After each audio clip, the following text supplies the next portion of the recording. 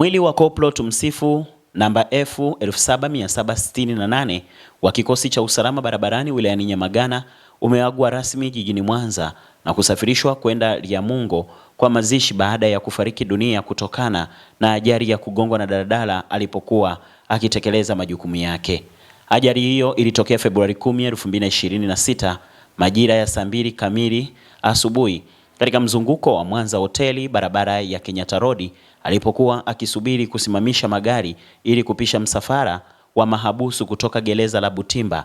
Daladala yenye namba za usajili T234 BUM aina ya Toyota Hiace iliacha njia na kuseleleka kushoto ikamgonga Koplo Tumsifu pamoja na mtembea kwa miguu Lucia Densiana mwenye umri wa miaka 31. Majeruhi walikimbizwa katika hospitali ya rufaa ya mkoa wa Mwanza kwa matibabu ya awali kabla ya Koplo Tumsifu kuhamishiwa hospitali ya rufaa ya kanda ya Bugando ambapo alifariki dunia majira ya saa 8:30 za mchana.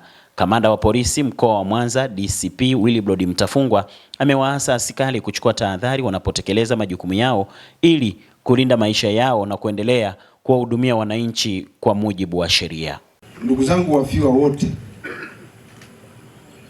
huyu ndugu yetu ambaye leo amelala hapa kama ambavyo amezungumziwa na watu wengi,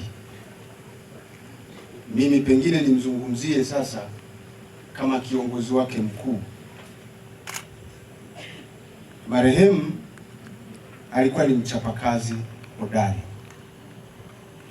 Marehemu alikuwa ni mtu anayejituma katika kutekeleza majukumu yake ya kila siku. Sasa ni nini kilitokea siku ya tarehe 10? Marehemu akiwa kazini kama ambavyo alikuwa kazini askari wengine, siku ya tarehe 10 mwezi wa pili mwaka 2026 ilikuwa ni majira ya saa 2 katikati ya jiji la Mwanza kwenye mzunguko wa Mwanza Hotel,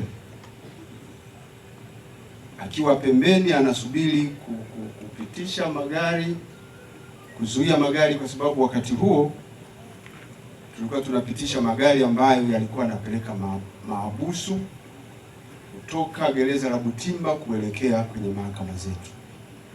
Kwa hiyo alikuwa amewahi pale kwa ajili ya kutekeleza jukumu lake hilo la msingi.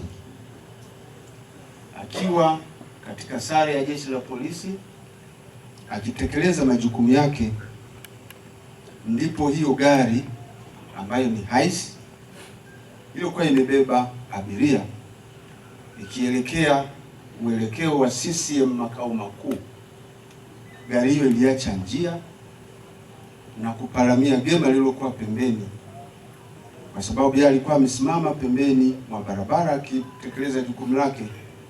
Gari hilo liliweza kumgonga. Sambamba na yeye, gari hilo liligonga mtu mwingine ambaye alikuwa anatembea kwa mguu karibu kabisa na marehemu alipokuwa amesimama. Waliweza kupata huduma ya kwanza kwa sababu askari wetu walikuwa wengi katika maeneo hayo. Wote kwa pamoja wakakimbizwa katika hospitali ya Sekoture.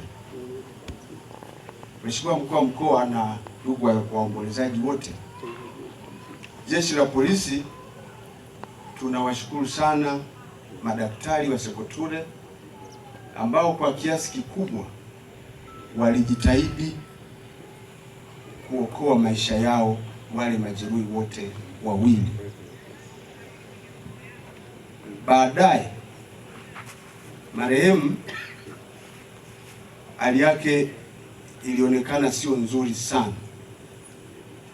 ndipo madaktari wakaamua sasa wamhamishie katika hospitali ya Bugando kwa sababu yeye aliumia zaidi kichwani.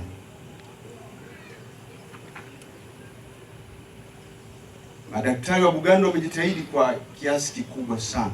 Timu ya madaktari bingwa wakishirikiana na familia walifanya kazi kwa karibu kuokoa maisha ya askari wetu.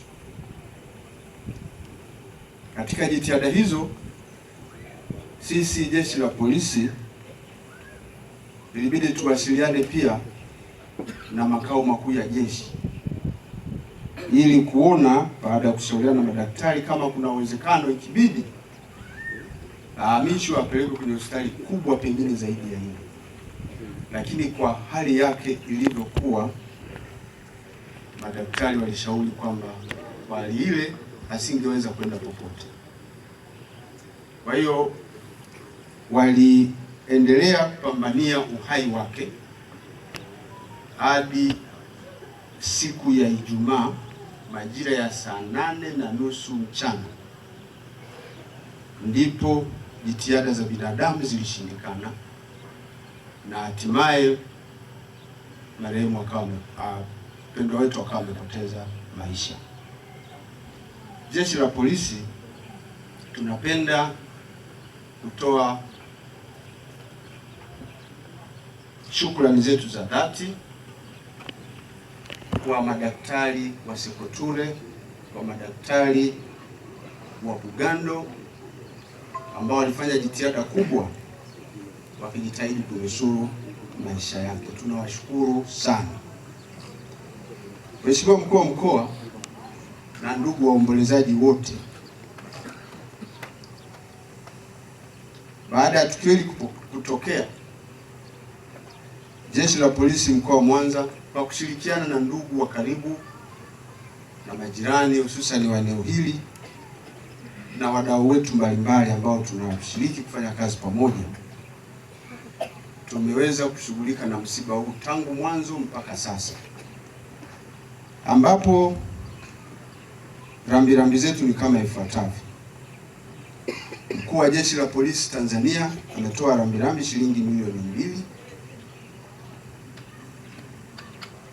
lakini pia na sisi Jeshi la Polisi mkoa wa Mwanza tumetoa cash shilingi milioni 4,205,000, huku tukiwa tumeshiriki kwenye gharama za msiba katika mambo mbalimbali kiasi cha shilingi milioni 3,770,000. Fedha hizi nilizotaja zitakabidhiwa kwa utaratibu wetu ambao tumejiwekea siku ya leo. Mheshimiwa Mkuu wa Mkoa, tukio hili lilimkuta mwenzetu akiwa kazini. Linatufundisha nini sisi askari wakaguzi na maafisa wa Jeshi la Polisi? Tumepata fundisho gani kwenye hili? Fundisho tulilolipata ni kwamba kesho haina mtu, hakuna anayejua kesho. Mipango yetu yote inaweza badilishwa na hali tusiyoitarajia. Marehemu alitoka nyumbani kwake akiwa amekwenda kutekeleza majukumu yake, alikuwa na mipango yake, ikabadilishwa tu ndani ya sekunde pale Mwanza Hotel. Jambo la pili tunalojifunza ni kuwa sisi kama wapiganaji, muda hausubiri, muda haumsubiri mtu yoyote. Tunaowapenda, nitarudia, muda haumsubiri mtu yoyote. Watu tunaowapenda wanaweza wakatoweka ghafla. Huyu askari wetu kama ulivyoona Mheshimiwa Mkuu wa Mkoa ni kijana mdogo ambaye tulitarajia alitumikie jeshi kwa muda mrefu zaidi, tulimpenda, lakini ametoweka tu ghafla. Hii inatufundisha nini sasa sisi askari na uniform zetu? Itufundishe kwamba kwenye maisha tujifunze kusamehe haraka bila kuchelewa, kwa sababu hatujui siku wala saa. Tujifunze pia kutumia muda tukiwa na pamoja na watu ambao wanatujali, na tusichelewe, kwa sababu hakuna ambaye ana uhakika na kesho. La tatu, tukio hili linatufundisha tunapotekeleza majukumu yetu tuzingatie usalama wetu kwanza, usalama wetu kwanza, ili tuweze kutoa huduma vizuri kwa wananchi. Tuchukue tahadhari.